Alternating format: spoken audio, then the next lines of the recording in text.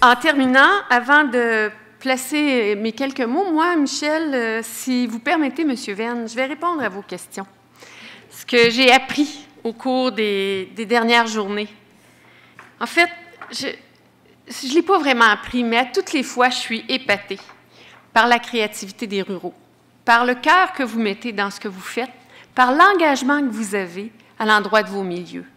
C'est pas une surprise, mais c'est toujours un émerveillement de voir ce que vous pouvez mettre de l'avant. Ça, on l'apprend constamment. Merci de continuer à nous alimenter de vos beaux coups, de vos réussites. Personne à recontacter ou document à lire. On l'a publié, mais si un document que je vais lire et relire, c'est l'avis de Solidarité rurale. C'est aussi, parce qu'il est fait de ce que vous avez dit, il est fait de la sueur des ruraux. Il est fait de ce que vous vivez, de ce que vous ressentez. C'est une synthèse, oui, et c'est à relire pour ne jamais oublier à quel point les défis sont grands, mais on peut les relever, ces défis-là. Je vais aussi rencontrer plusieurs des personnes que j'ai eu la chance de croiser au cours des dernières journées. J'ai des cartes d'affaires, j'ai des numéros de téléphone, j'ai des rendez-vous. Ça peut prendre quelques jours, mais je vais rencontrer, revoir et parler à plusieurs d'entre vous. Ce que je vais faire différemment dès demain matin, en fait, on le fait déjà, on va continuer à travailler. Mais peut-être qu'on peut aller un peu plus vite, un peu plus fort, un peu plus loin, un peu plus haut.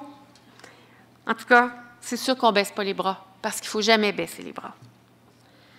Au terme de ces 2 journées, presque 3 jours de rencontres, je vais me concentrer sur le futur qui nous attend.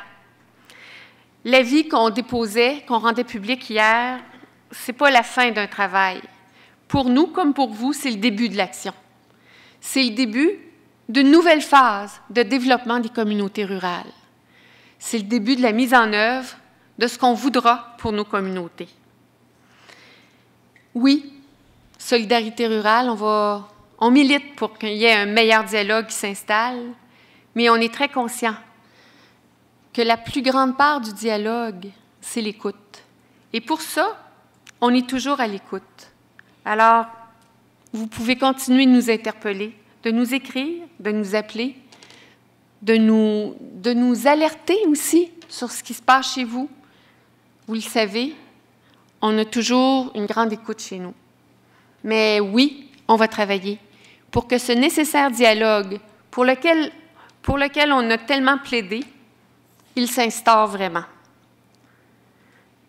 On se met en mode réflexion aussi. J'ai signé dernièrement un éditorial sur réagir ou réfléchir. C'est important de capter les signaux et de réfléchir à ce qu'ils nous disent de façon superficielle et en profondeur.